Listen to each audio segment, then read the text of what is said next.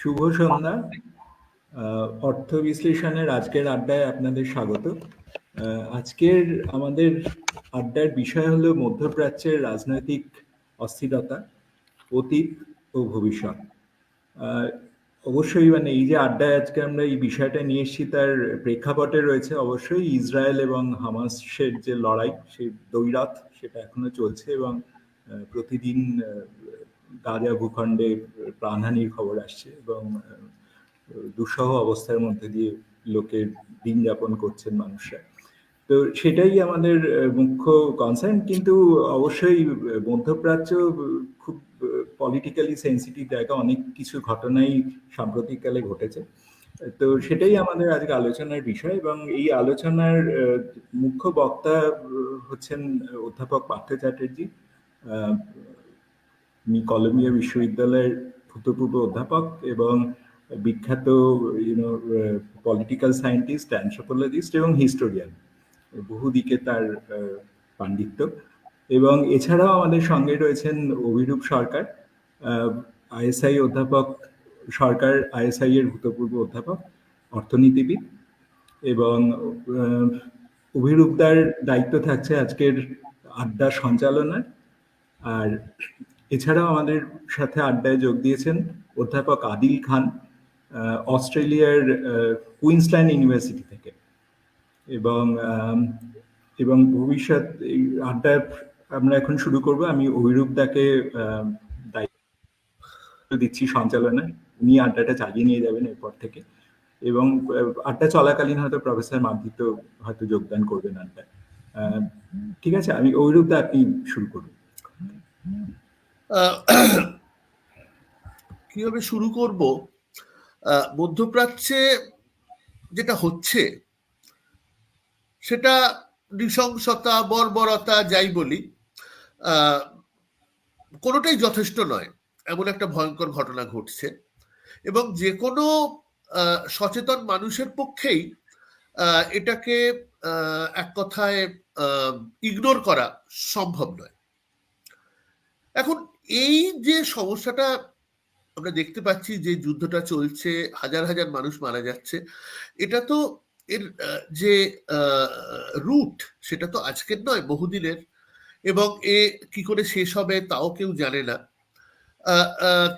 আমরা আজকে আমাদের খুব সৌভাগ্য যে আমরা অধ্যাপক পার্থ চট্টোপাধ্যায়কে পেয়েছি।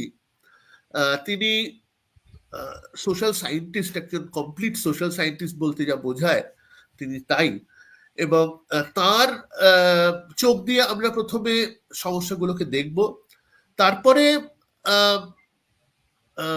আদিল খান সাহেব আছেন, তিনি তো প্রশ্ন করবেনই। আমারও একেবারে, আমি খুব বেশি জানি না বিষয়টা নিয়ে, কিন্তু কিছু স্বাভাবিকভাবেই প্রশ্ন মনে আসে খবর কাগজ পড়েই বা এটা ওটা পড়ে, সেসব প্রশ্ন করব।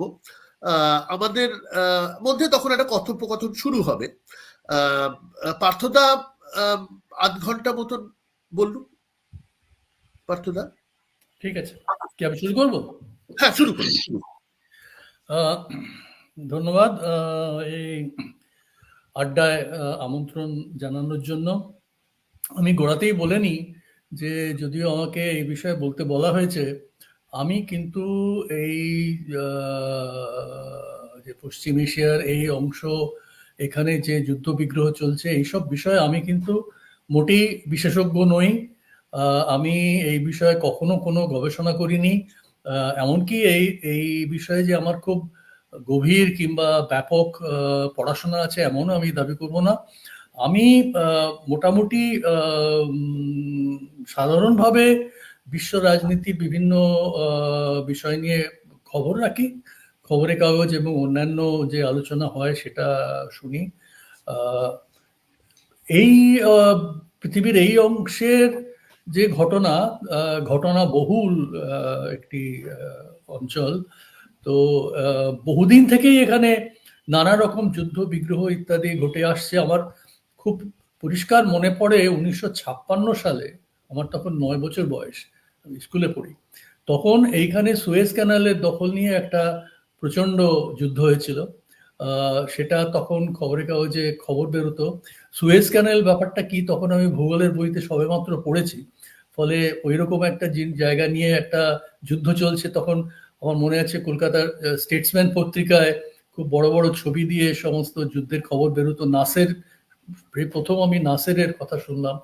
তো যুদ্ধটা কেন কি জন্য ওসব আমার নিশ্চয়ই তখন মাথায় ঢোকেনি, কিন্তু তখন থেকে মোটামুটি আমি এই অঞ্চলের যে ঘটনাবলী তার সম্পর্কে মোটামুটি খবর রাখি। এর চেয়েও আরেকটু বড় যেটা সম্প্রতিকালে যে আমার সৌভাগ্য হয়েছিল সেটা হচ্ছে কি কলম্বিয়া বিশ্ববিদ্যালয়ে অধ্যাপনা করার সময় সেখানে একাধিক ওই অঞ্চল সম্পর্কে প্রখ্যাত ঐতিহাসিক এবং ভাষা এবং সাহিত্যের অধ্যাপক সেখানে এখনো আছেন। তাদের অনেকের সঙ্গে আমার খুব ঘনিষ্ঠ পরিচয় হয়। তাদের সঙ্গে কথাবার্তায় আমি অনেক কিছু জানতে পেরেছি এবং তাদের কথা শুনে বিভিন্ন সময়ে কোনো কোনো বই বা প্রবন্ধ ইত্যাদি পড়েছি। সুতরাং আমি সেই ভিত্তিতেই কিছু কথা গোড়ায় বলবো। এখানে অতীত নিয়ে যে অংশটা সেটা নিয়ে আমি গোড়ায় কিছু বেশি বলছি না, কারণ এটা কতদূর আপনারা জানতে চান তার উপরে আপনারা যদি প্রশ্ন করেন আমি যতটা জানি আমি বলতে পারি। আমি মোটামুটি এই মুহূর্তে পরিস্থিতি কোথায় দাঁড়িয়ে আছে আমি সেটা নিয়ে কিছু কথা বলবো, এবং এটা কোন দিকে যেতে পারে তার কতটা কিরকম সম্ভাবনা বলে মনে হচ্ছে সেইটা নিয়ে গোড়ায় আমি কয়েকটা কথা বলছি। এক তো অভিরূপ নিজেই বললো যে যুদ্ধ এখন তো চলেইছে। যুদ্ধ বিরতির কিছু চেষ্টা হয়েছিল, আপনারা জানেন কিছুদিন আগে 7 দিনের একটা যুদ্ধবিরতি হয়েছিল। সেই যুদ্ধবিরতির ফলে দুই পক্ষে অর্থাৎ হামাস এবং অন্যান্য কিছু জঙ্গি সংগঠন যা গাজাতে আছে তাদের হাতে যে ইসরায়েলের যে যুদ্ধবন্দী রয়েছে তাদের কিছু যুদ্ধবন্দীকে তখন ছাড়া হয়। বিনিময়ে ইসরায়েলের যে কারাগারে যে বিভিন্ন প্যালেস্টাইনের যে যুদ্ধবন্দীরা রয়েছে, যুদ্ধবন্দী বলা সঙ্গত কিনা জানি না, কারণ এরা অনেকেই এদের বিরুদ্ধে কোনো রকম চার্জ নেই, কোনো রকম অপরাধে, অথচ অপরাধী হিসেবে তাদের বিনা বিচারেই আটকে রাখা হয়েছে অনেক দিন ধরে। তো যাই হোক, তাদের অনেককে তার মধ্যে ছাড়া হয়েছিল, কিন্তু সেটা 7 দিন বাদে আবার যুদ্ধ ফের শুরু হয়। তো এই যুদ্ধ এখন চলছে। আপনারা জানেন যে সিকিউরিটি কাউন্সিলে, রাষ্ট্রসংঘের সিকিউরিটি কাউন্সিলে একাধিকবার যুদ্ধ বিরতির চেষ্টা হয়েছিল। প্রধানত মার্কিন যুক্তরাষ্ট্রের বিরোধিতার জন্য তারা ভিটো প্রয়োগ করে সেই চেষ্টা বানচাল করে দেয়। শেষ অবধি কিছুদিন আগে একটা রেজলিউশন নেওয়া হয়েছে, সেটা হচ্ছে গিয়ে ত্রাণ সামগ্রী যেন আরেকটু সুষ্ঠুভাবে বিতরণ করা যায়, কিন্তু সেটাও আজ প্রায় 7 দিন হয়ে গেল। যতটা খবর আসছে আমি যতদূর দেখেছি খুব একটা তাতে কোনো রকম সুরাহা কিছু হয়নি। বরঞ্চ ওখানে যারা এই ত্রাণ কার্যে যারা তদারকি করেন, অর্থাৎ রাষ্ট্রসংঘের কিছু সংস্থা, তারা খোলাখুলি প্রায় প্রতিদিনই তারা বলছেন যে এই অবস্থায় সুষ্ঠুভাবে ত্রাণ বিতরণ করা একেবারেই সম্ভব নয়, কারণ কোনো রকম নিরাপত্তা নেই। রাষ্ট্রসংঘের কর্মীদের মধ্যেই 100-র বেশি কর্মী এই গত 3 মাসে বিভিন্ন এই যুদ্ধের মধ্যে পড়ে তারা মারা গেছে। রাষ্ট্রসংঘের এরা বলছেন যে পৃথিবীতে কোথাও কখনো রাষ্ট্রসংঘের কর্মীরা এত বেশি সংখ্যায় যুদ্ধে মারা যায়নি। তো এই অবস্থায় তাদের বক্তব্য হচ্ছে গিয়ে যে যেহেতু এইভাবে রিলিফ কোথাও পৌঁছানো যাচ্ছে না, তার ফলে গাজাতে ইতিমধ্যেই তাদের বক্তব্য যে মহামারীর গোছের একটা অবস্থা প্রায় তৈরি হয়েছে এবং দুর্ভিক্ষ হতে চলল বলে এরকম একটা অবস্থা। তো এখন যুদ্ধবিরতির এ সত্ত্বেও শোনা যাচ্ছিল যুদ্ধবিরতির চেষ্টা হচ্ছে। মিশরের প্রধানত মিশরের তত্ত্বাবধানে কায়রোতে কিছু কথাবার্তা নাকি হামাসের নেতাদের সঙ্গে হচ্ছিল। কিন্তু ইতিমধ্যে আপনারা হয়তো দেখেছেন এই 3-4 দিন আগে বেইরুটে হঠাৎ একজন হামাসের অপেক্ষাকৃত সিনিয়র একজন নেতাকে, হতেই হবে ইসরায়েলি দের পক্ষ থেকে, তাকে মিসাইলে হত্যা করা হয়। এর পরে মোটামুটি যা শোনা যাচ্ছে, হামাস আর আপাতত কোনো রকম যুদ্ধবিরতির আলোচনায় তারা থাকতে রাজি নয়। তাদের বক্তব্য সম্পূর্ণ অর্থাৎ কোনো সাময়িক যুদ্ধবিরতি নয়, সম্পূর্ণ যুদ্ধবিরতি যতক্ষণ না হচ্ছে তারা কোনো রকম কূটনৈতিক আলোচনায় আসবে না। একদিক থেকে ভাবলে মনেই হয় যে হামাসের পক্ষে এই মুহূর্তে কোনো রকম যুদ্ধবিরতি অর্থাৎ সাময়িক যুদ্ধবিরতিতে তাদের কোনোই সুবিধা নেই। কেননা যুদ্ধবিরতি হলেও তারা যদি সামান্য ওই কিছু যুদ্ধবন্দীদের হস্তান্তর ইত্যাদি হয়, আর তারপরে যদি আবার যুদ্ধ শুরু হয়, তাহলে তাদের কোনোই তাদের সুবিধা নাই। বরঞ্চ হামাসের দিক থেকে যতটুকু আন্দাজ পাওয়া যাচ্ছে, তাদের বক্তব্য হচ্ছে গিয়ে ইসরায়েল এই 3 মাসের চেষ্টায় তাদের বিশেষ সেরকম ক্ষতি করতে পারেনি, এবং শেষ পর্যন্ত ইসরায়েল এই যুদ্ধে তাদের যেটা প্রধান যে উদ্দেশ্য বলে তারা ঘোষণা করেছে, অর্থাৎ হামাসকে সম্পূর্ণ নিশ্চিহ্ন করে দেওয়া, সেটা কোনো মতেই তাদের পক্ষে সম্ভব হবে না। এবং যতক্ষণ সেটা না হচ্ছে, যেভাবেই যুদ্ধ শেষ হোক, হামাস বলতে পারে এক অর্থে তারাই জিতবে। অর্থাৎ হামাসকে যতক্ষণ না নিশ্চিহ্ন করা যাচ্ছে, হামাস যদি থেকে যায়, তাহলে পরবর্তী যে কোনো রকমের শান্তি প্রক্রিয়া যাই হোক না কেন বা প্রশাসনিক ব্যবস্থা যাই হোক না কেন, হামাসকে বাদ দিয়ে হবে না। এইটাই তাদের প্রধানত তাদের দিক থেকে বক্তব্য বলে মনে হয়। তারা যে স্পষ্ট করে এটা প্রকাশ্যে বলেছে এমন নয়, কিন্তু এইটাই আন্দাজ করা যাচ্ছে যে সুতরাং তারা এখন একমাত্র যদি এমন কোনো বিশ্বাসযোগ্য প্রস্তাব আসে যে সম্পূর্ণ যুদ্ধবিরতি হবে, অর্থাৎ আপাতত যুদ্ধ বন্ধ হবে, ততক্ষণ পর্যন্ত তারা খুব একটা আলোচনায় আসতে রাজি নয়। উল্টো দিকে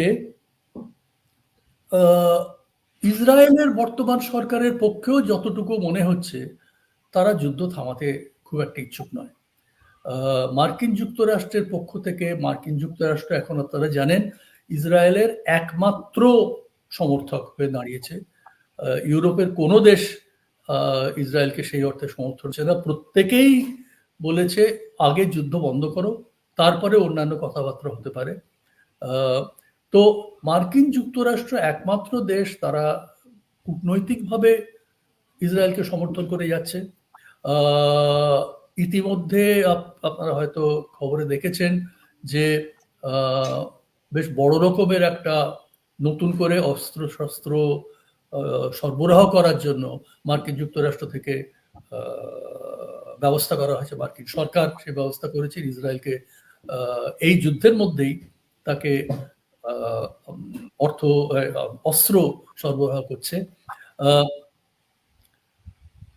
একটা খবর বেরিয়েছিল যে 3-4 দিন আগে নাকি বাইডেন এবং নেতানিয়াহুর মধ্যে একটা টেলিফোনে আলোচনা হয়, এবং বাইডেনের পক্ষ থেকে নাকি প্রস্তাব করা হয়েছিল যে ইসরায়েলে বর্তমান যে সরকার আছে তাতে যে চরম দক্ষিণপন্থী যে কিছু মন্ত্রী, যারা কোনো মতেই যুদ্ধ বন্ধ করতে প্রস্তুত নয়, কোনো রকম যুদ্ধবিরতিতে রাজি নয়, এবং তাদের মূল উদ্দেশ্য সম্বন্ধে আমি একটু বাদেই বলছি, কিন্তু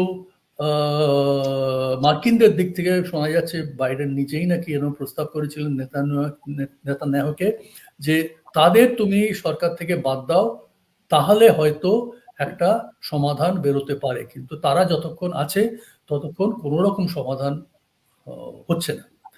তাতে নাকি নেতানিয়াহু রাজি হননি, এই নাই শোনা যাচ্ছে। অর্থাৎ এখন এই সম্প্রতিকালে আপনারা দেখেছেন যে সেক্রেটারি অফ স্টেট ব্লিংকেন এখন তো বিভিন্ন ওই অঞ্চলে বিভিন্ন দেশে ঘুরে বেড়াচ্ছেন। কারোরই খুব একটা বিশ্বাস হচ্ছে না যে এর ফলে খুব একটা যুদ্ধ বন্ধ হবার কোনো রকম সৎ চেষ্টা যাই হোক না কেন, কোনো বন্ধ হওয়ার সম্ভাবনা কেউ দেখতে পাচ্ছেন। এখন উম, এখানে আমি যে দিকটা এই মুহূর্তে আমার সবচেয়ে বেশি গুরুত্বপূর্ণ বলে মনে হচ্ছে, সেটা হলো ইসরায়েলের অভ্যন্তরীণ রাজনীতি। এখন ইসরায়েলের অভ্যন্তরীণ রাজনীতি বলতে আপনারা অনেকেই হয়তো মনে থাকবে যে এই যুদ্ধ শুরু হওয়ার আহ, কিছুদিন আগেই পর্যন্ত নেতানিয়াহুর বিরুদ্ধে এবং নেতানিয়াহু সরকারের বিরুদ্ধে একটা প্রবল জনবিক্ষোভ বলতে পারা যায় ইসরায়েলে তখন একদম প্রচন্ডভাবে আলোড়ন চলছিল। প্রায় সরকার পড়ে যাওয়ার মতো এরকম একটা অবস্থা হয়েছিল। বিক্ষোভ একেবারে প্রত্যেকটি শহরে দিনের পর দিন প্রবল বিক্ষোভ দানা বেঁধে উঠেছিল। সেইটা স্বভাবতই ওই 7ই অক্টোবরের ঘটনার পর সেটা তো বন্ধ হয়ে যায় এবং সকলেই মানে শাসক বিরোধী নির্বিশেষে সকলেই এই বর্তমান সরকারের পেছনে এসে দাঁড়ায়, কারণ যুদ্ধ এসে গেছে। আবার কিন্তু একটাই শুধু এই পুরো সময়ের মধ্যে ইসরায়েলের রাজনীতিতে একটাই শুধু তর্ক দেখা যাচ্ছিল, সেটা হচ্ছে গিয়ে এই যুদ্ধবন্দী যারা আছেন হামাসের হাতে, তাদের পরিবারের লোকজন অনেক দিন ধরেই তারা বিভিন্ন সময় তারা ক্রমাগত একটা তারা দাবি করে আসছেন, তারা তেল আভিভের একটি একটি শহরের একটা অংশে তারা দিনের পর দিন তারা অবস্থান করেই আছেন। তাদের বক্তব্য হচ্ছে গিয়ে যে কোনো উপায়ে হোক, যে কোনো শর্তে হোক, ওই যুদ্ধবন্দীদের ফেরত আনতে হবে। তার জন্য যদি হামাসের সঙ্গে সন্ধি করে যুদ্ধ বন্ধ করতে হয় তাও ভালো, কিন্তু আমাদের প্রধান কর্তব্য হবে তাদেরকে জীবিত ফিরিয়ে আনা। এই দাবি বর্তমান ইসরায়েল সরকার মানেনি। তারা অনেকেই এমন কথা সরাসরি বলেননি, কিন্তু তাদের অনেকের কথা থেকেই মনে হয় যে তাদের কাছে যুদ্ধবন্দীদের ফেরানোর জন্য কোন রকম সন্ধি করা বা যুদ্ধ বন্ধ করা, এতে তারা রাজি নয়। এখন এই একটা বিরোধ কিন্তু চলছিল। এই সম্প্রতিকালে এই গত 3-4 দিন ধরে আবার দেখা যাচ্ছে ওই সরকার বিরোধী আন্দোলন, যেটা আগের আন্দোলন, সেইটা আবার ফের দানা বাঁধছে। এটা কিন্তু ওই শুধু যুদ্ধবন্দীদের পরিবারের লোক নয়, এটা অনেকটাই এর আগের বিক্ষোভকে যারা যে সমস্ত দল এবং সংগঠন নেতৃত্ব দিয়েছিল, তারাই আবার প্রকাশ্যে নেতানিয়াহু সরকারের বিরুদ্ধে তারা বিক্ষোভ শুরু করেছে এবং তাদের প্রধান দাবি হচ্ছে নেতানিয়াহুকে পদত্যাগ করতে হবে। এর সঙ্গে জুড়ে গেছে আরেকটা দাবি, সেটা আপনারা জানেন কিনা, যে এই ইসরায়েলের সরকারের বর্তমান যে সরকার, তার মধ্যে যে মতবিরোধ, এই মতবিরোধের দুটো গোষ্ঠী প্রায় আলাদা হয়ে গেছে। শোনা যাচ্ছে সম্প্রতি একটা কোনো মন্ত্রিসভার বৈঠকে নাকি প্রায় হাতাহাতি হওয়ার উপক্রম হয়েছিল দুই দলের। এই দুই দলের এক দল হচ্ছে গিয়ে ওই যেটাকে আমি বললাম চরম দক্ষিণপন্থী দল। এরা অনেকেই কিন্তু আপনারা জানেন হয়তো, যেটাকে ওয়েস্ট ব্যাংক বলে, অর্থাৎ জর্ডান নদীর পশ্চিম দিকটা, যেটা প্যালেস্টাইন বর্তমানে দুটো অংশ, একটা হচ্ছে গিয়ে গাজা, যেটা পশ্চিম দিকে সমুদ্রের ধারে, আরেকটা হচ্ছে গিয়ে যেটা একদম ইসরায়েলের দক্ষিণে মিশরের সঙ্গে তার ফ্রন্টিয়ার। আর ওদিকে হচ্ছে ওয়েস্ট ব্যাংক, যেটা একটু বড় অংশ। এই ওয়েস্ট ব্যাংক গত 25-30 বছর ধরে সমানে ওখানে ইহুদিদের উপনিবেশ বলা যেতে পারে, তারা সেটলার বসানো হয়েছে। ক্রমাগত সেটা বেড়েই যাচ্ছে এবং এটার পেছনে একটা প্রায় প্রকাশ্যেই বলা হয়েছে, এর পেছনে চুক্তি হচ্ছে গিয়ে যে প্যালেস্টাইন রাষ্ট্র কখনো হতে পারবে না, কারণ কোনো অখণ্ড মানে ভূখণ্ডই নেই, থাকবে না যেটা প্যালেস্টাইন রাষ্ট্র হতে পারে। তার মধ্যে অজস্র ইহুদি সেটেলমেন্ট থাকছে। এই সেটেলমেন্ট বেড়েও যাচ্ছে এবং এই অতি দক্ষিণপন্থী যে গোষ্ঠী, এদের অনেকেই কিন্তু এই সেটলারদের প্রতিনিধি। তাদের কোনো মতেই এখন ইচ্ছে নয় যে গাজায় প্যালেস্টিনিয়ানরা আবার বসবাস করবে, এটা তারা হতে দিতে চায় না। তাদের বক্তব্য হচ্ছে গিয়ে যে গাজা সম্পূর্ণভাবে এক, তার সমস্ত বাড়ি ঘর যা ইনফ্রাস্ট্রাকচার যা আছে সমস্ত এমনভাবে ধ্বংস করে দেওয়া যাবে যাতে ওখানে কারোর পক্ষে বাস করা সম্ভবই হবে না। এবং তারপরে তাদের সমস্ত মানে তাদের প্রস্তাব, এগুলো প্রকাশ্যেই তারা ঘোষণা করেছে এরকম প্রস্তাব যে প্যালেস্টিনিয়ানদের উচিত মিশর অথবা জর্ডান তারা তাদের নিয়ে নিক। তারা যদি না নিতে রাজি হয় তাহলে আফ্রিকার বিভিন্ন দেশে তাদেরকে যদি টাকা দেওয়া হয় তাহলে তারা কিছু কিছু করে এই প্যালেস্টিনিয়ান রেফিউজি তারা নিজেরা নিয়ে নেবে, করে ওই গাজাকে সম্পূর্ণ জনশূন্য করে দেওয়া হবে। এটা না হলে ইসরায়েলের স্থায়ী কোনো নিরাপত্তার ব্যবস্থা করা যাবে না। এটা হচ্ছে কি তাদের প্রধান বক্তব্য। অন্যদিক যেটাকে বলা যেতে পারে মধ্যবর্তী যারা, তাদের বক্তব্য হচ্ছে কি এটা একটা অবাস্তব কথা, এরকম কখনো হতে পারে না, এবং এটা এমনকি মার্কিন যুক্তরাষ্ট্রের কাছে গ্রহণযোগ্য হবে না, এবং মার্কিনদের কাছে যদি শেষ অবধি গ্রহণযোগ্য না হয় তাহলে ইসরায়েলের পক্ষে এই মানে ওই অর্থে কূটনৈতিকভাবে কোনো রকম অবস্থান নেওয়া সম্ভব নয়। মার্কিন সমর্থন অবশ্যই প্রয়োজন। তা যদি করতে হয় তাহলে তাদের বক্তব্য এটা সম্প্রতি একটা প্রায় সরকারিভাবেই তারা একটা প্রস্তাব দিয়েছে যে গাজায় সম্পূর্ণ ইসরায়েলি সামরিক বাহিনীর কর্তৃত্ব থাকবে, এটা যাবে না। কিন্তু প্রশাসন চালাবার জন্য কোনো আন্তর্জাতিক প্রতিষ্ঠান বা কোনো অন্যান্য দেশ, আরব দেশ হতে পারে, অন্য দেশ হতে পারে, তারা মিলিতভাবে তারা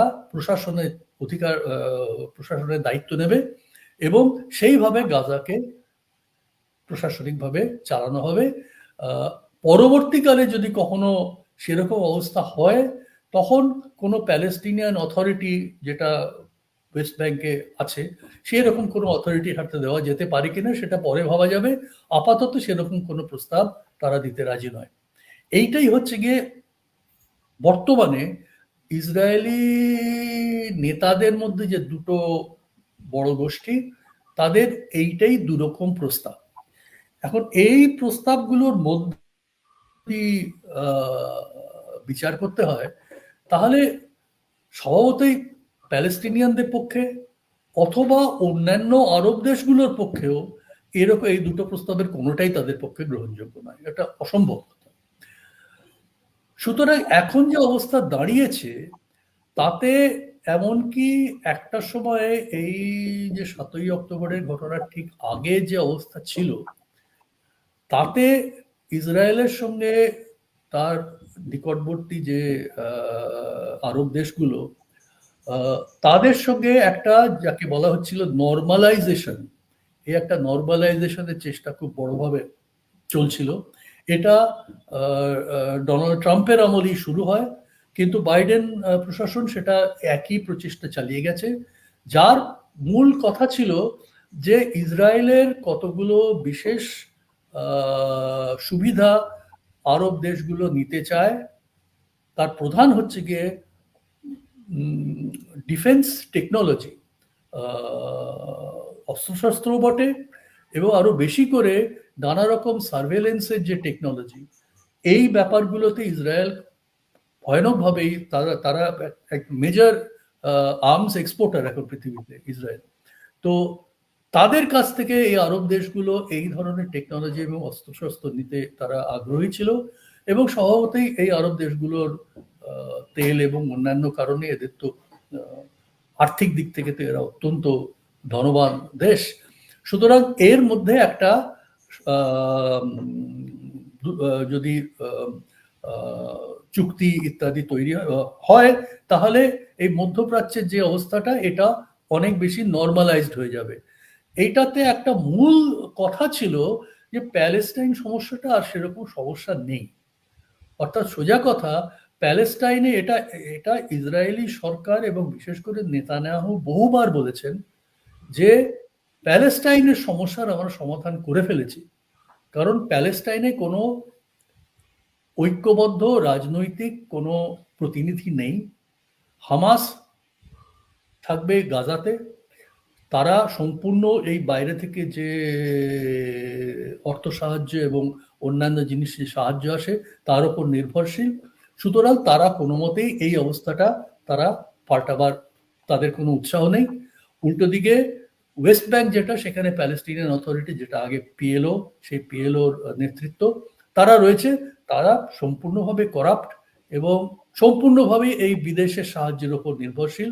তারা প্রশাসন চালায়, তাদের সত্যি সত্যি তাদের কোনো ক্ষমতাই নেই, কারণ সমস্ত ক্ষমতাই ওখানে ইসরায়েলের সৈন্য এবং সেনাবাহিনীর হাতে।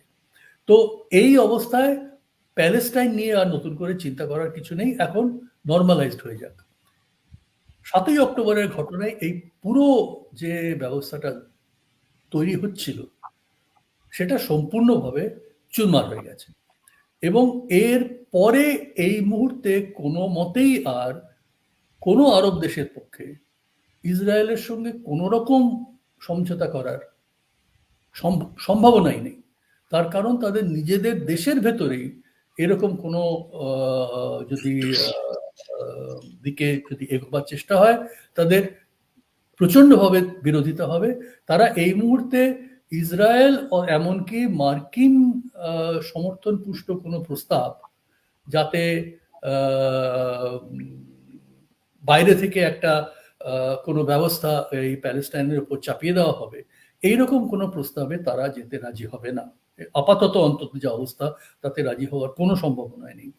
সুতরাং আমি যতটুকু দেখতে পাচ্ছি যে একমাত্র ইসরায়েলের বর্তমান সরকারের যদি পরিবর্তন হয়, সেটা হতে পারে একমাত্র তাদের অভ্যন্তরীণ রাজনীতিতে যদি সেইভাবে কোনো পরিবর্তন হয়, তাহলে অন্যরকম সম্ভাবনা দেখা দিতে পারে। তা না হয় আমি অন্তত কোনো সম্ভাবনা দেখছি না যে এই যুদ্ধটা বন্ধ হবে অথবা এই যুদ্ধের কোনো নিষ্পত্তি হবে। এই যুদ্ধের কোনো মানে মিলিটারি দিক থেকে, সামরিক দিক থেকে এর যে কোনো নিষ্পত্তি হতে পারে আমি তো দেখতে পাচ্ছি না।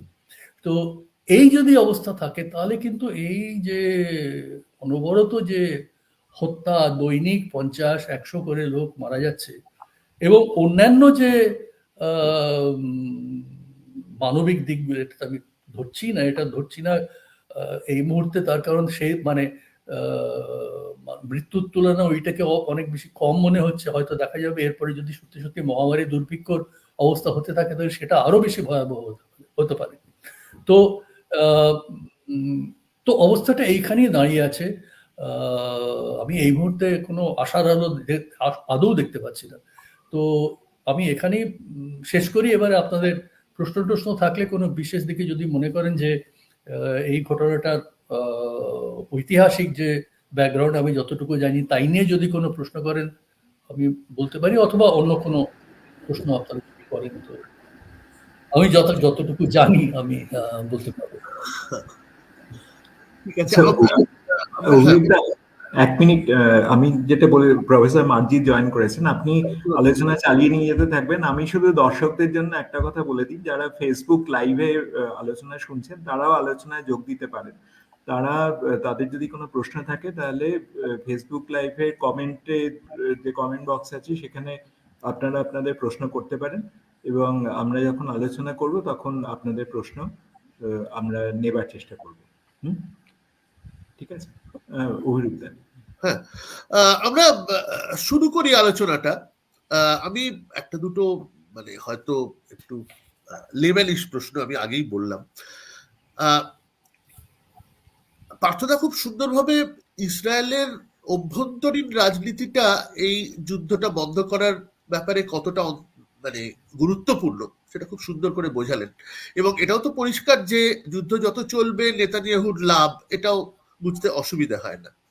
এবং ইসরায়েলের ভেতরে নানা রকম শক্তি কাজ করছে, দক্ষিণপন্থী, কম দক্ষিণপন্থী ইত্যাদি। আমার একটা প্রশ্ন হলো যে প্যালেস্টিনিয়ান ইন্টারেস্ট এবং হামাস, এই দুটোর মধ্যে কি কোনো তফাৎ রয়েছে? অর্থাৎ কি না, খুব ইয়ে মানে সাধারণভাবে বলছি, হামাস যখন যুদ্ধটা শুরু করলো তখন তো তারা নিশ্চয়ই এটা বুঝতে পেরেছিল যে এটার একটা সাংঘাতিক রিপারকাশন হবে, এবং এটাও ঠিক যে ইসরায়েলের সঙ্গে তাদের সামরিক শক্তির কোনো তুলনাই চলে না, এবং এটাও ঠিক যে ইসরায়েলের নৃশংসতার কোনো সীমা নেই, সেটা আমরা অতীতে বারবার দেখেছি। অতএব ইসরায়েল সাধারণ নিরীহ মানুষ, নারী, শিশু কাউকেই রেয়াত করবে না, এটা সকলেই নিশ্চয়ই আগে থেকেই একটা ভয় পেয়েছিলেন। তো হামাসও সেটা বুঝতে পেরেছিল নিশ্চয়ই। সেক্ষেত্রে এই যে অক্টোবর মাসের অ্যাটাকটা, তা সত্ত্বেও যে হলো, এইটা মানে হামাস কেন করলো, এবং এটার মানে প্যালেস্টিনিয়ানদের মধ্যে এটার একটা জেনারেল সাপোর্ট আছে কিনা, একটা প্রশ্ন। আর দ্বিতীয় প্রশ্নটা হচ্ছে যেটা রিলেটেড, সেটা হচ্ছে যে আমরা এই ধরনের যুদ্ধ দেখেছি, কোনো কোনো ক্ষেত্রে সফল হয়, ভিয়েতনামে দেখেছি, আমরা ব্যাটল অফ অ্যালজিয়ার্স দেখেছি, কিন্তু দুটো ক্ষেত্রেই যারা কলোনিয়াল মানে কলোনি করেছিল, বা আমি আমেরিকাকেও তাই বলছি, ভিয়েতনামে গিয়ে অনেক দূর থেকে গিয়ে তারা একটা উপনিবেশ গড়েছিল, ফ্রান্সও তাই, সেক্ষেত্রে এই ধরনের যুদ্ধ করে শেষ পর্যন্ত একটা জয় পাওয়া গেছে। কিন্তু হামাসের পক্ষে এইভাবে একটা যুদ্ধ, মানে সাধারণ মানুষের রক্তক্ষয়, এটা কতদিন চালিয়ে যাওয়া সম্ভব হবে? এটা কি স্ট্র্যাটেজিক্যালি এটা করা ঠিক? আমি এই এই এই দুটো প্রশ্ন দিয়ে শুরু করি, তারপরে অন্য অন্য প্রশ্নে যাব। আচ্ছা, স্ট্র্যাটেজির ব্যাপারে একটা জিনিস আমাদের মাথায় রাখতে হয়, সেটা হচ্ছে সাধারণভাবে এইরকম ধরনের প্রশ্ন যখন ওঠে, তখন প্রশ্ন ওঠে যে এইরকম কোনো জঙ্গি আক্রমণ, তাতে যে হিংসার যে একটা বড় রকম ভূমিকা থাকবে, এইটা বেশি কার্যকর, নাকি শান্তিপূর্ণ আন্দোলন যা একটা মাস ভিত্তি থাকবে সেটা বেশি কার্যকর? এখন এটার মধ্যে একটা জিনিস আমাদের মাথায় রাখতে হবে, যে প্যালেস্টাইনে কিন্তু শান্তিপূর্ণ আন্দোলনের প্রায় কোনো সম্ভাবনাই নেই, কোনো সময়ই এটা অ্যালাউ করা হয়নি। প্যালেস্টাইনে কোথাও কখনো সমাবেশ করা, ধর্মঘট করা, মিছিল করা, মিটিং করা, এগুলো কখনোই অ্যালাউ না, কারণ এইটা সম্পূর্ণ অকুপেশনে আছে, এবং এখানে একটা মানে ওই অর্থে এটা সম্পূর্ণ মিলিটারি শাসন বলে ধরে নেওয়া যায়। সুতরাং কোন রকম মিটিং করতে গেলে ইসরায়েলি সেনা কর্তৃপক্ষের কাছ থেকে পারমিশন নিয়ে তবে মিটিং করতে হয়, এবং যার উদ্দেশ্য সে যদি শেষ অবধি হয় কোনো একটা বড় রকমের রাজনৈতিক উদ্দেশ্য, বিশেষ করে কোনো বড় রাজনৈতিক দল যদি সেই সংগঠন করার চেষ্টা করে, তার এই অনুমতি পাওয়ার কোনো সম্ভাবনাই নেই। সুতরাং প্যালেস্টাইনে বহুদিন আগে থেকেই, হামাসের আসার আগে থেকেই বড় সংগঠন ছিল ফাতা, যেটা পিএলও, যেটা প্যালেস্টাইন লিবারেশন আর্মি, যে ইয়াসির আরাফাত যার নেতা ছিলেন, তারাও জঙ্গি সংগঠন। আমার মনে আছে এক সময় আমরা যখন কলেজ টলেজে পড়ি, তখন এই ফাতার, তখন ওরাই প্রথম এই যে প্লেন হাইজ্যাক করে যে বন্দীদের মুক্ত করা, এইটা প্রথম এই পিএলও শুরু করে। এই পিএলওই প্রথম, আমাদের অনেকেই মনে থাকবে যে মিউনিক অলিম্পিকে একটা ইসরায়েলের যে তাদের যে খেলোয়াড়রা যেখানে ছিল, সেখানে গিয়ে একটা বিরাট রকম হত্যাকাণ্ড হয়েছিল। এইগুলো সব ফাতার সময়, তখন হামাসের উৎপত্তির জন্ম হয়নি। এই ধরনের যে, এবং পরে যেগুলো দুটো ইন্তিফাদা বলা হয় যেটাকে, মানে সেটা একদমই আপরাইজিং অর্থাৎ বিদ্রোহ, তাতে যথেষ্ট জনসমর্থন ছিল, কিন্তু সেটাও মানে অহিংস নয়, একেবারেই অহিংস ছিল না, সহিংস বিদ্রোহ, আপরাইজিং। এছাড়া ওখানে রাজনৈতিক প্রতিরোধের প্রায় কোনো সম্ভাবনাই ছিল না। সুতরাং হামাসের যতটুকু, হামাস এর আগেও বিভিন্ন সময় তারা প্রতিরোধ করেছে, কিন্তু তাদের ওই অর্থে যেহেতু কোনো লেজিটিমেট সেনাবাহিনী নেই, হ্যাঁ, তাদের কোনো ক্যান্টনমেন্ট, ব্যারাক, বেস এসব কিচ্ছু নেই।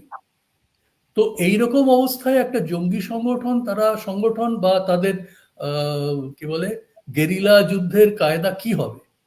গেরিলা যুদ্ধে সেই মাও সেতুং যে বলতেন, জলের মতো মিশে যাও, জলের মধ্যে মাছেদের সঙ্গে মিশে যাও, সেই রকম ভাবে তারা।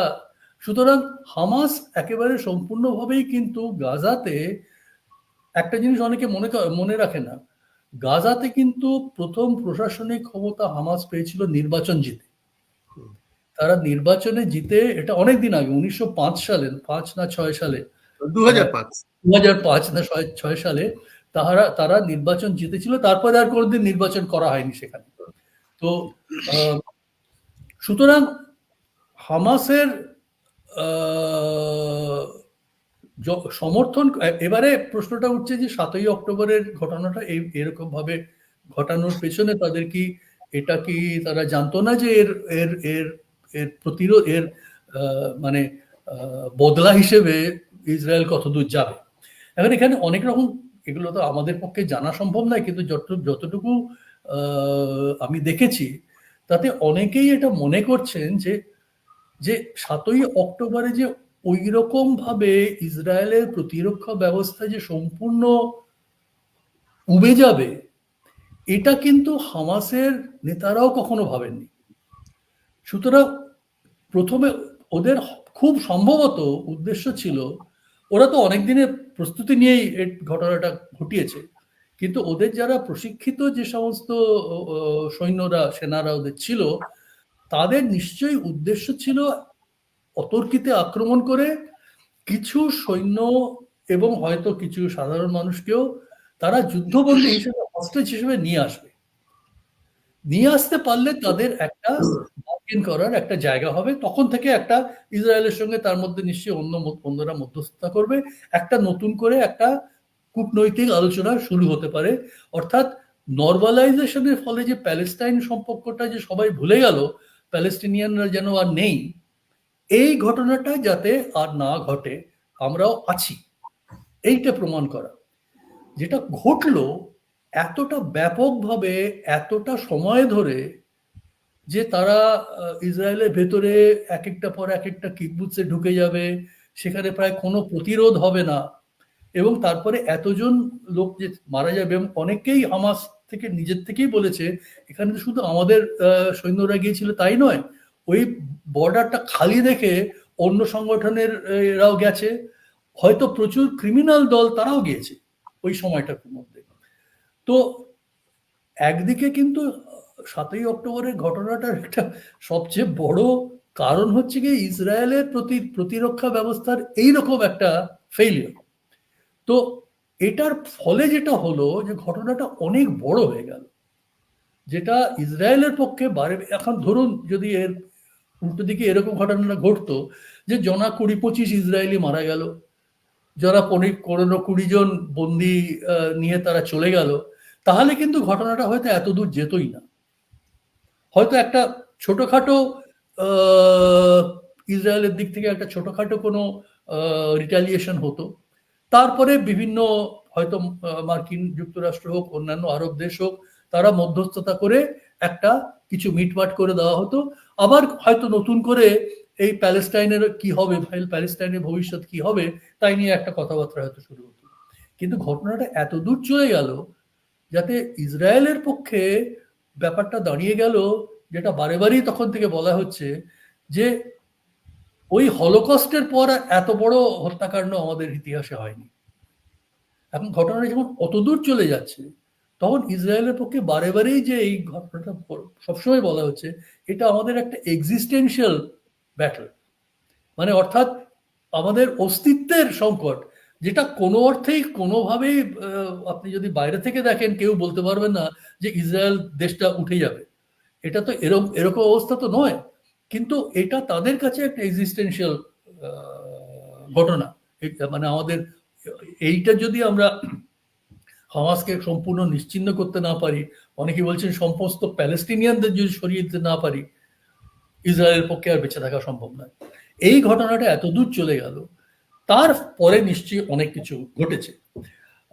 যে কথাটা আরেকটা অভিরূপ তুমি জিজ্ঞেস করলে যে সমর্থন আছে কিনা, এটা কিন্তু অনেকেই যারা রিপোর্ট করছেন তারা বলছেন যে 7ই অক্টোবরের আগে হামাস সম্বন্ধে প্যালেস্টিনিয়ানদের মধ্যে যতটা অনেকেরই নানা রকম সন্দেহ ইত্যাদি ছিল, হামাস সম্বন্ধে এরকম ধারণা ছিল যে তারা মোটামুটি সুখী হয়ে গেছে, তারা ওই হামাস প্রশাসনের মধ্যে থেকে তারাও ওই পিএলওর মতোই নিষ্ক্রিয় হয়ে গেছে, এই যে ধারণাটা ছিল,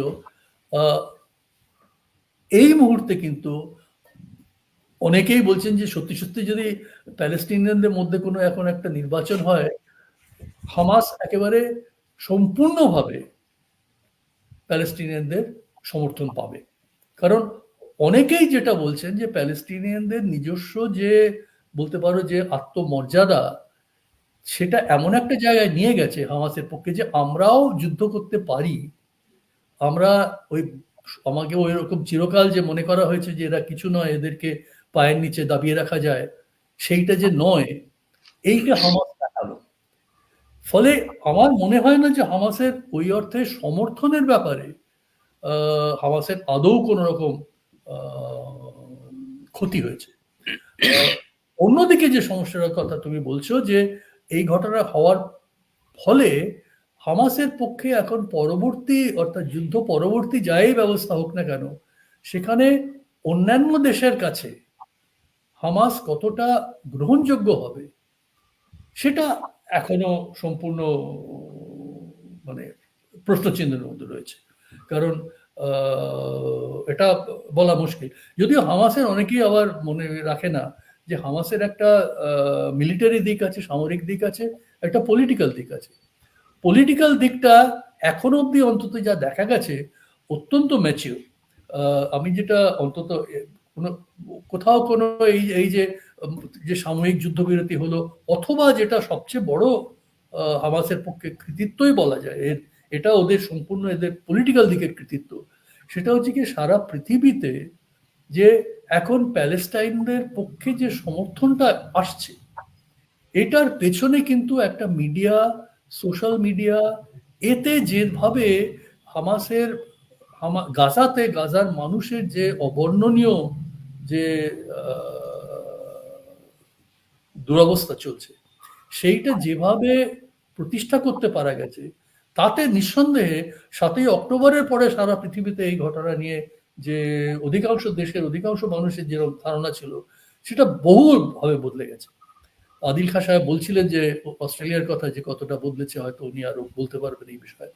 তো সুতরাং আমার যেটা মনে হয় যে একদিকে প্যালেস্টাইনের বিশেষ অবস্থায় যে প্রতিরোধের যে কটা সম্ভাবনা ছিল, তার মধ্যে এইটা কিন্তু ওই অর্থে মনে করলে ভুল হবে যে এটা একটা খুব ভুল স্ট্র্যাটেজির দিক থেকে অন্তত প্রধান উদ্দেশ্য যদি এই হয় যে নর্মালাইজেশন যেটা হতে চলেছিল, অর্থাৎ ইসরায়েলের সঙ্গে ইউএইর চুক্তি হয়ে গিয়েছিল, বাহরাইনের চুক্তি হয়ে গিয়েছিল, সৌদি আরবের চুক্তি হব এরকম একটা অবস্থা, সেইগুলো সমস্ত এখন চুরমার হয়ে গেছে। অর্থাৎ এখন প্যালেস্টাইনকে বাদ দিয়ে কোনো মধ্যপ্রাচ্যের চুক্তি হতে পারবে না, এইটা অন্তত প্রতিষ্ঠা করতে পেরেছে। হ্যাঁ, প্রফেসর খান, আপনি কিছু বলুন। Thank you. I was really amazed to see যে প্রফেসর পার্থ চ্যাটার্জি কি চমৎকার ভাবে ব্যাখ্যা করলেন এখনকার অবস্থাটা। আমি আসলে চেষ্টা করব কিছুটা বিগার পিকচারে যেতে। এখন আসলে হামাস, প্যালেস্টাইন বা ইসরায়েলের যে যুদ্ধ চলছে, এটা কোন দিকে শেষ হবে, কিভাবে যাবে, এটা আমরা জানি না। তবে এইটুকু আমরা এই মুহূর্তে বলতে পারি বা আন্দাজ করতে পারি যে ইসরায়েল যে নিজেকে ভেবেছিল যে তারা সাংঘাতিকভাবে জয়ী হয়ে প্যালেস্টিনিদের ভাগিয়ে দিয়ে ওখানে বসে যাবে, সেটা বোধহয় হবে না। এবং আলটিমেটলি ইসরায়েল কোন দিকে যায় সেটাও এই মুহূর্তে বলা মুশকিল। কারণ যেভাবে সারা পৃথিবী মতবাদ একদিকে চলে গেছে আর ইসরায়েল আরেকদিকে অলমোস্ট মোরালি আইসোলেটেড, সেখানে তার ভবিষ্যৎ কি সেটাও বলা মুশকিল এই মুহূর্তে। আমি কিছুটা বিগ পিকচার বলি এবং সেটা আমাদের জন্য খুব প্রয়োজন চিন্তা করবার জন্য। শুধু প্যালেস্টাইন আর ইসরায়েল বলে নয়, আই থিঙ্ক সারা দুনিয়ার ব্যাপারে সেটা চিন্তা করা প্রয়োজন। একটা হচ্ছে যে যেমন রিসেন্টলি জাতিসংঘের মহাপরিচালক বলেছিলেন যে হামাসের যে অ্যাটাকটা, it did not happen in a vacuum, it has a context. এবং ইসরায়েলের সৃষ্টির পর থেকে আজ ৭৫ বছর পেরিয়ে গেছে, যেসব চুক্তি হয়েছিল, ইউএন যেসব রেজলিউশন হয়েছিল, তার একটাও ইসরায়েল মানেনি। কাজে one thing that proves very clearly, সেটা হলো prolonged injustices against any group or against any clan or race do not triumph ultimately. It ultimately produces violence. এবং তাতে করে যেই কারণে আমি ইনজাস্টিস করছি সেই গোলে আমি পৌঁছতে পারবো কিনা আদৌ, সেটা খুব সন্দেহজনক, এবং সেটা এটা প্রমাণ করছে। আরেকটা যেটা হলো যে এই ইসরায়েলের এই কনফ্লিক্টটাতে এইরকম মানে একেবারে খোলা চোখের সামনে একটা অ্যাবসলিউট জেনোসাইড চলছে। সেইখানে আমরা দেখছি পৃথিবীর বৃহত্তম শক্তি যুক্তরাষ্ট্র তার পক্ষ নিচ্ছে। তাতে করে যে আপনি গ্লোবাল লিডারশিপের জন্য একটা মরাল লিডারশিপ দরকার, সেটা থেকে আমেরিকা দূরে সরে গেছে, এবং America has been morally isolated in the rest of the world. এবং আমেরিকা এই পজিশন নিচ্ছে কেন, সেটাও আমাদেরকে ভাবতে হবে। America as a state is not functioning anymore. It is an occupied territory of the corporations, and corporations are influenced by vested interest outside the country. So America has lost its capacity as a state to decide in the best interest of its own interest এবং পৃথিবীর ইন্টারেস্টও। কাজে এটা একটা সাংঘাতিক ব্যাপার।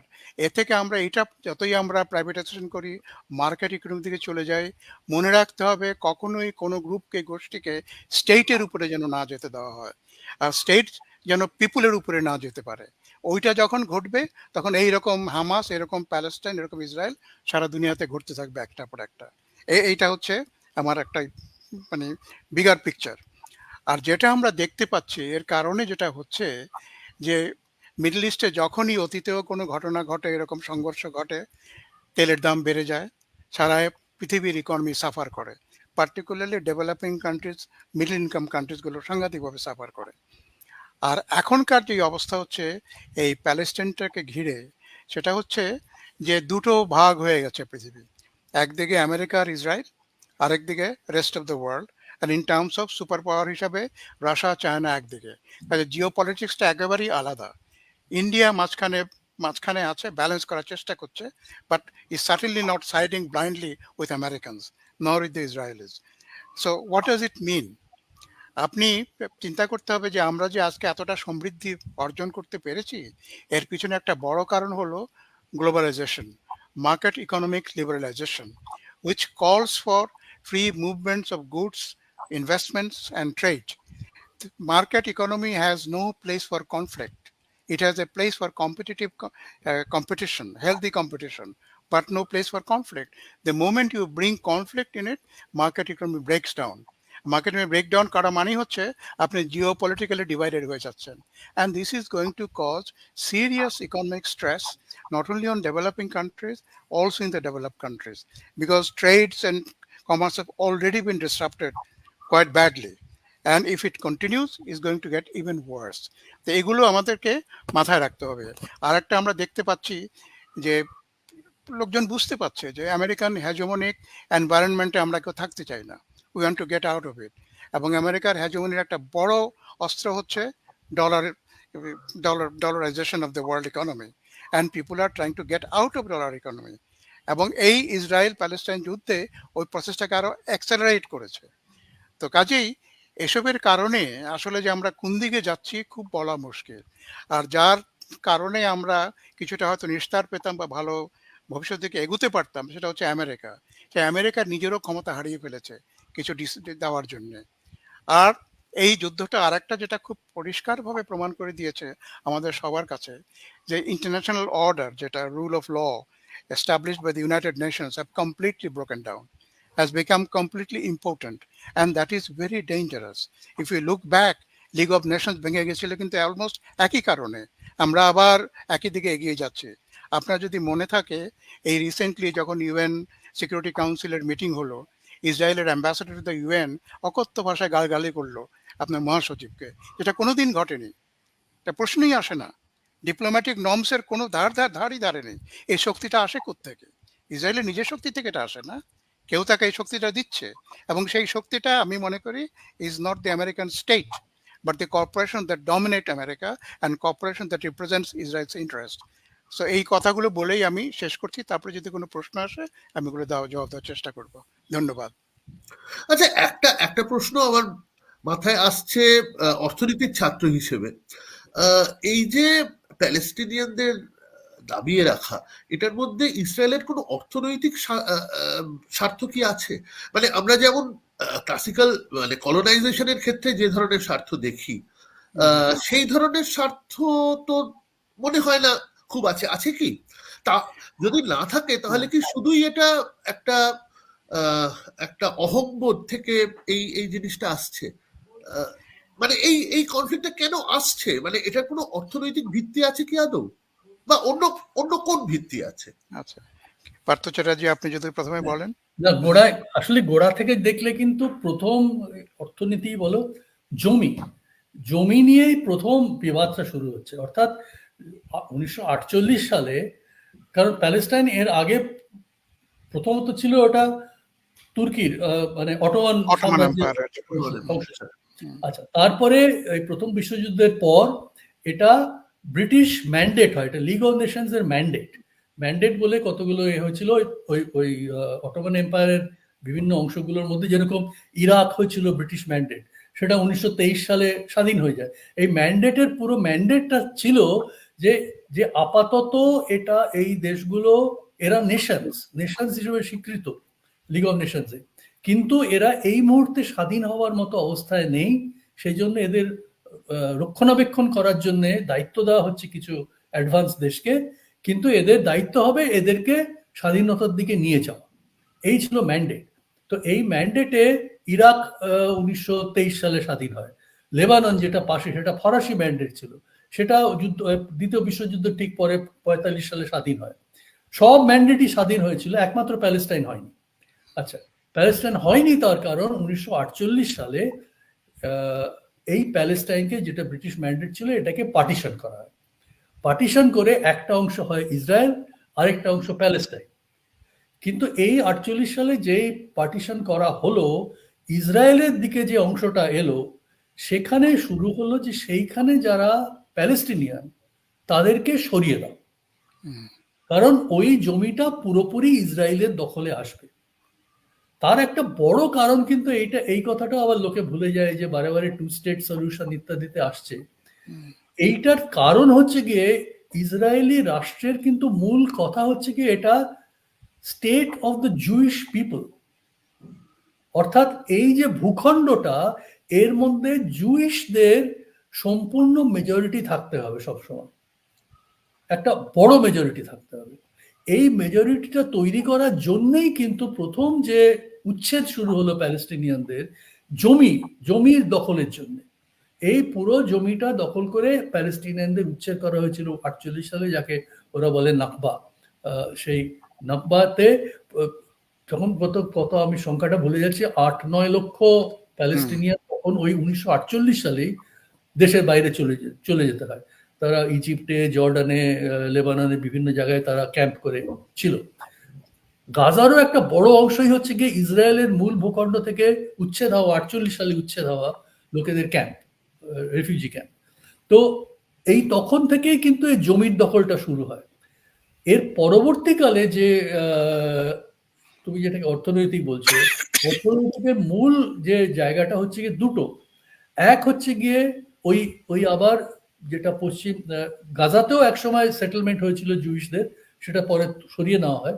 আর West ব্যাংকে Jewish settlement হচ্ছে গিয়ে আবার এই জমি দখল করা। দ্বিতীয় হচ্ছে গিয়ে সিকিউরিটির কারণে এই দুটো অংশতেই, প্যালেস্টাইনের এই দুটো অংশতেই সমস্ত মানুষের আসা যাওয়া এবং এখানে বাইরে থেকে যত রকম জিনিস আসবে বা যাবে, সব কিছুর ওপরে সম্পূর্ণভাবে ইসরায়েলের কন্ট্রোল। কাজে এখানে কোনো নর্মাল ইকোনমি, এই দুটো জায়গাতেই কোনো নর্মাল ইকোনমি। প্যালেস্টাইন মধ্যে পৃথিবীর একমাত্র দেশ যেখানে কোনো এয়ারপোর্ট নেই, একটা গোটা দেশ যেখানে কোনো বিমানবন্দর নেই, বিমানবন্দর করতে দেওয়া হয়নি। তার কারণ প্যালেস্টাইনে ঢুকতে বা বেরোতে গেলে সবসময় ইসরায়েলের মধ্যে দিয়ে যেতে হবে। আর এর ইকোনমিতে ইকোনমি, তুমি জিজ্ঞেস করছো এদের প্যালেস্টাইনের ইকোনমিটা কি, একটা বড় ইকোনমি হচ্ছে গিয়ে প্যালেস্টাইনের লোক দিনের বেলায় ইসরায়েলে এসে কাজ করতে আসে, বিকেলে চলে যায়। হ্যাঁ, এইটা হচ্ছে গিয়ে মানে একদম তোমার এসব তো আমাদের দেশে আমরা খুব পরিচিত, যে গ্রাম থেকে শহরে আসে এসে চলে যায়, সেই রকম একটা ব্যবস্থা। এটা ধরে নেওয়া হয় দুই দেশের মধ্যে, কিন্তু এইটা পাস সিস্টেম কন্ট্রোল এসব আছে। 2 নম্বর হচ্ছে গিয়ে সমস্ত জিনিসপত্র যে আদান প্রদান হবে সবই ইসরায়েলের মাধ্যমে, এবং এই দুটো দেশই প্রধানত এখনো এইডের ওপর চলে, এবং এইড কিন্তু ইসরায়েল এইড দেয় না, ইউরোপ থেকে এইড আসে, বেশিরভাগ এইড আসে ইউরোপ থেকে অথবা আমেরিকা থেকে। এই প্যালেস্টাইনের দুটো দিকের অর্থনীতি কিন্তু প্রায় পুরোটাই এইডের ওপর নির্ভরশীল। সুতরাং এখানে কোনো নর্মাল অর্থনৈতিক যে আমরা হিসেব দেখি যে অর্থনৈতিক উদ্দেশ্য কি থাকতে পারে না থাকতে পারে, প্যালেস্টাইন জায়গাটা আদৌ কোনো রকম স্বাভাবিক যে রাষ্ট্র বা অর্থনীতি যেভাবে আমরা ভেবে থাকি তা নেই, মানে কোনোদিনই দেওয়া হয়নি। তাহলে তো মানে ইসরায়েলিদের একটা নির্ভরতা আছে প্যালেস্টিনিয়ানদের উপরে, মানে শ্রমের দিক থেকে। এখন সেটাতে একটা খুব মজার ব্যাপার হয়েছে যে এই যুদ্ধটা শুরু হওয়ার পর তো প্যালেস্টিনিয়ানদের ইসরায়েলে যাওয়াটা সম্পূর্ণ বন্ধ হয়ে গেছে। এর ফলে একটা লেবার শর্টেজ অনেক দিক থেকে হয়েছে, দুটো লেবার শর্টেজ হয়েছে। এক হচ্ছে গিয়ে যারা এই সেনাবাহিনীতে রিজার্ভিস্ট, অর্থাৎ মানে ট্রেনিং ছিল কিন্তু তাদেরকে সবাইকে যুদ্ধে পাঠানো হয়েছে। তার ফলে বলা হচ্ছে ইসরায়েলে একটা বিরাট রকমের লেবার শর্টেজ হয়েছে, যে ইসরায়েলে যারা এমনিতে কাজ করতো তারা আর ইকোনমিতে নেই, তারা যুদ্ধ করছে। আর দ্বিতীয় হচ্ছে কি এই বাইরে থেকে যারা, বাইরে থেকে বলতে প্যালেস্টাইন থেকে যারা আসছিল, এখানে তো এমনকি ভারতীয়দের, তুমি দেখেছো কিনা জানি না, ভারত সরকারকে একটা প্রস্তাব দেওয়া হয়েছিল 10,000 লেবারার পাঠাতে, এখান থেকে ইসরায়েলে তারা যাবে। দেওয়া হয়নি বোধহয়, আমি যতদূর জানি এরকম কোনো ব্যবস্থা সেরকম হয়নি, কিন্তু এরকম বিভিন্ন দেশকে প্রস্তাব দেওয়া হয়েছে যে তোমাদের মাইগ্রেন্ট লেবার পাঠাও আমাদের এখানে কাজ করার জন্য।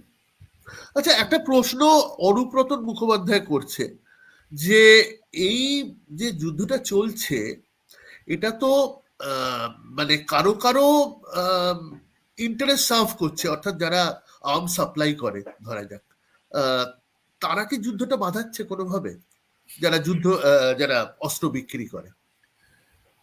না, অস্ত্র বিক্রি করার মধ্যে আমি যেটা বললাম যে ইসরায়েল কিন্তু পৃথিবীর একটা সবচেয়ে বড় অস্ত্র সরবরাহকারী পৃথিবীর বিভিন্ন দেশে, কিন্তু ওদের নিজেদের যে এই মুহূর্তে যে ধরনের যুদ্ধটা চলছে তাতে কতগুলো দিক থেকে এরা মার্কিন অস্ত্রের উপর নির্ভরশীল।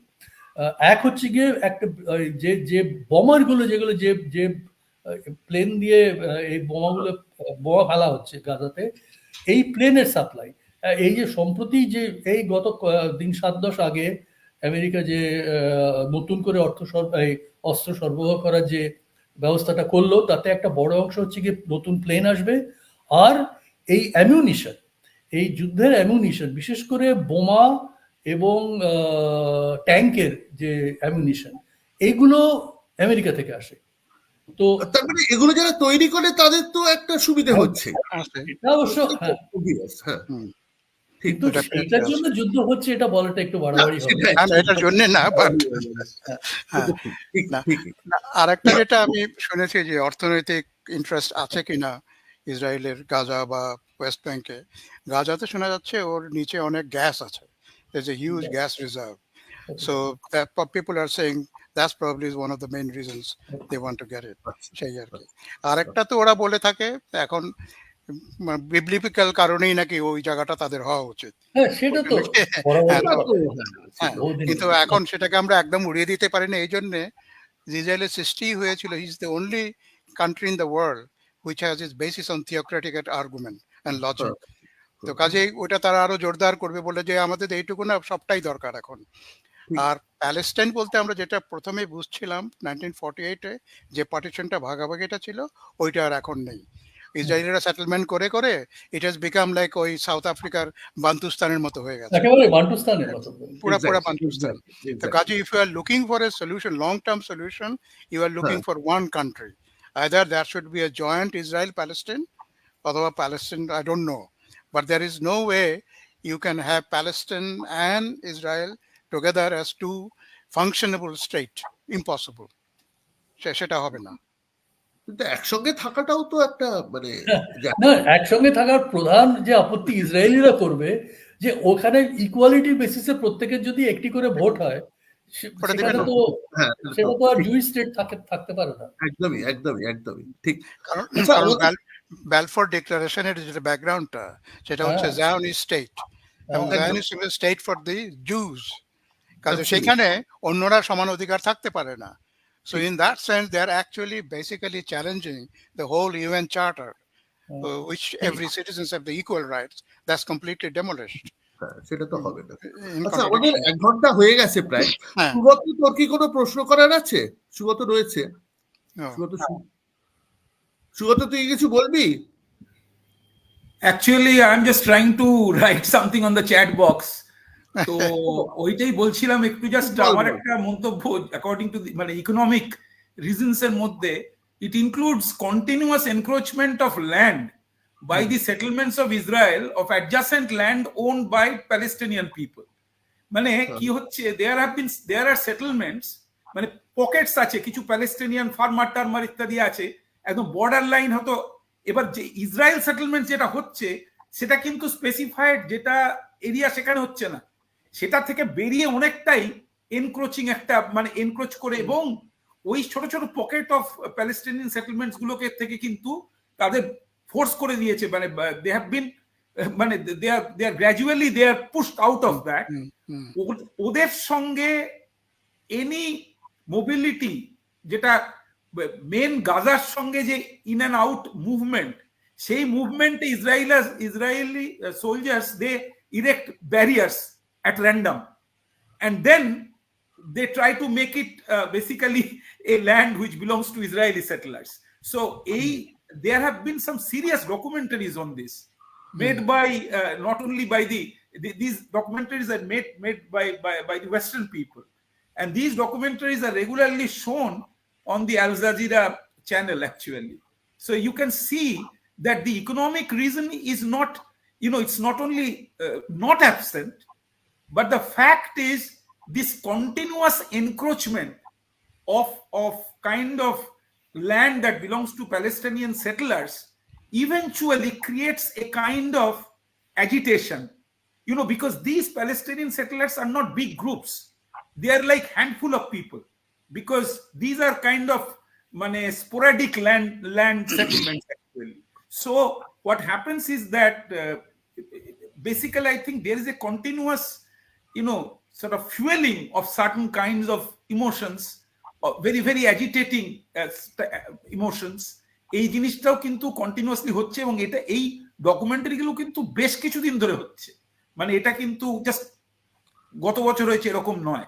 So basically there has been some sort of economic push out, and I am not saying that this is whether it is significant or not, কিন্তু এখানে যে মানে এই যে মানে অ্যাপার্ট ফ্রম যে হামাসের একটা স্ট্র্যাটেজি ছিল এবং তারা মানে বেশি একটা তার ইম্প্যাক্ট হয়ে গেছে, এটা ছাড়াও আমার মনে হয় এই যে একটা কন্টিনিউয়াস মানে undermining of some sort of rights of the Palestine people, that has been going on.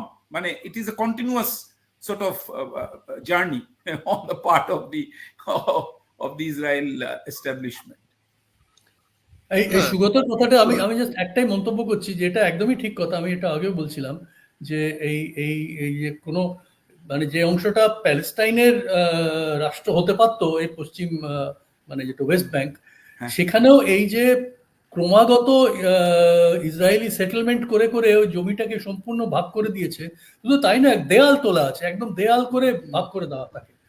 এখন যেটা সবচেয়ে গুরুত্বপূর্ণ হচ্ছে গিয়ে এইটা গত প্রায় 15-20 বছর ধরে খুব বেশি মাত্রায় হচ্ছে, কিন্তু কোনোভাবেই কিন্তু নানা রকম এর বিরুদ্ধে ইন্টারন্যাশনাল কোর্টের কি বলে অর্ডার আছে, সিকিউরিটি কাউন্সিলের রেজলিউশন আছে, তা সত্ত্বেও ইসরায়েলকে আটকানো যায়নি। এবং যেহেতু যায়নি, সেই জন্যই ইসরায়েল মনে করছে যে এটা কোনো সমস্যা নয়, আমরা ইচ্ছে মতো এটা বাড়িয়ে যেতে পারি, কেউ আমাদের আটকাতে পারবে না। এইটাই কিন্তু এই 7ই অক্টোবর পর্যন্ত এই অবস্থাটাই ছিল ইসরায়েলের মধ্যেও এই ধারণা ছিল যে এটা কেউ আটকাতে পারবে না, প্যালেস্টাইনিয়ানদের পক্ষে এটাকে আটকানোর কোনো মানে কোনো ক্ষমতাই নেই। আচ্ছা, একটা ছোট্ট প্রশ্ন করছি, আর সময়ও নেই, সেটা হচ্ছে হামাসের দিক থেকে মানে সব থেকে ভালো তারা কি এক্সপেক্ট করতে পারে? মানে এই যে আমার মনে হয় তাদের প্রধান উদ্দেশ্য হচ্ছে গিয়ে যে যুদ্ধ বন্ধ হলে তারপরে যেই শান্তি প্রক্রিয়া যাই হোক না কেন, সেখানে হামাস একটা প্যালেস্টিনিয়ানদের পক্ষে যারা রিপ্রেজেন্ট করবে, হামাস তাদের মধ্যে একটা প্রধান রিপ্রেজেন্টেটিভ হবে। তাহলে কমেন্ট বক্সে আরো কিছু কমেন্ট আরো এসেছে, কিছু আছে, আমরা কি সেগুলো মানে আমার মনে হয় বেশিরভাগই মানে কনসার্ন বেশি, যত না প্রশ্ন, অনেক প্রশ্নের আমরা জবাব দিয়েছি। একটা প্রশ্ন আছে যে একটা হচ্ছে ইসরায়েল মার্কিন যুক্তরাষ্ট্রের ইতিহাসগত সম্পর্ক, কিন্তু সেটা খুব লম্বা একটা, সেটা আমরা মোটামুটি আলোচনা, কিন্তু একটা প্রশ্ন রয়েছে যে এই অস্থিরতা ভারতে কি হচ্ছে বলে আমরা ধরে নেব। হ্যাঁ, সেইটা একটা রয়েছে। হ্যাঁ, যে আমরা এখানে কি যথেষ্ট প্রোটেস্ট করছি, ভারতে কি, এখানে ভারতবর্ষে কি আমরা করছি সেরকম? আমি নিজে অবশ্য পাক সার্কাসে দেখেছি, মানে ছোট মিছিল, কিন্তু মানে মিছিল হতে দেখেছি খুবই ছোট, এবং কিছু কিছু ক্ষেত্রে আমি শুনেছি যে বিশেষ করে দিল্লিতে বা অন্য জায়গায় যে দু একটা ইউনিভার্সিটি ক্যাম্পাসে যে মিটিং হওয়ার চেষ্টা হয়েছিল, সব এখান সরকার থেকেই করতে দেওয়া হয়নি। মানে ভারতবর্ষের ভূমিকা এই ব্যাপারে প্রথমেতেও ইসরায়েলের সাপোর্ট ছিল, মানে ইসরায়েলকে সাপোর্ট করছিলাম আমরা, তারপরে এখন বোধহয় একটু নিরপেক্ষ জায়গায় এসে দাঁড়িয়েছে আর কি স্ট্র্যাটেজিক্যালি। আচ্ছা, অস্ট্রেলিয়াতে যেটা ঘটেছে খুব ইন্টারেস্টিং, সেটা হলো যে ইনিশিয়ালি এখন যে labour government which is expected to be left of the center, they followed American policy, basically meant that they supported Israel. তাতে করে দেখা গেল অনেক ইয়াঙ্গার যারা labour supporter, they left labour government, they left labour party and they started joining green party যেটা একটা আছে, সেটা আরো লেফটে, আরো সোশ্যালি কনসিয়াস পার্টি। তার কারণে ইদানিংকালে labour government has change its policy. যেমন ইয়েমেনে যখন জাহাজ পাঠাতে বললো, Australia refused to send any ship there. So there is a clear shift, এবং Australia also has reinforced his foreign policy, which was basically chalked out by Paul Keating during his time. They are saying our security is within the region, not from the region. Okay, which means that আমরা বাইরে থেকে আমাদের security চাই না, আমাদের এখানকার আমরা security চাই। কারণ ওরা দেখতে পাচ্ছে ঘরের পাশে ইন্দোনেশিয়া, মালয়েশিয়া অন্যদিকে চলে যাচ্ছে। এই ক্ষেত্রে তার পক্ষে সম্ভব না অন্য কোনো দিকে চলে যাওয়া। আবার ভিতরেও ইয়াঙ্গার জেনারেশন অস্ট্রেলিয়ান যারা, তারা খুবই ক্ষুব্ধ ছিল এই গভর্নমেন্টের উপরে, but they have change their policy completely. There is a complete U-turn, and this is the beauty of democracy, that you have to listen to the people at some stage. So সেই দিক থেকে আমি মনে করি এটা একটা খুব ভালো দিক দেখাচ্ছে এখানে অস্ট্রেলিয়ার রাজনীতিতে। এটা তো হামাসের লাভ আমি বলবো। সেটাই তো অবশ্যই। ও আরেকটা যেটা বলি, আপনারা জানেন কিনা জানি না, আমেরিকাতে যে একটা রিসেন্টলি জরিপ হয়েছিল, তাতে again younger generation 18 to 30 years old যারা, 90% of them condemns Israel, and they in fact said Israel has no right to stay as a country.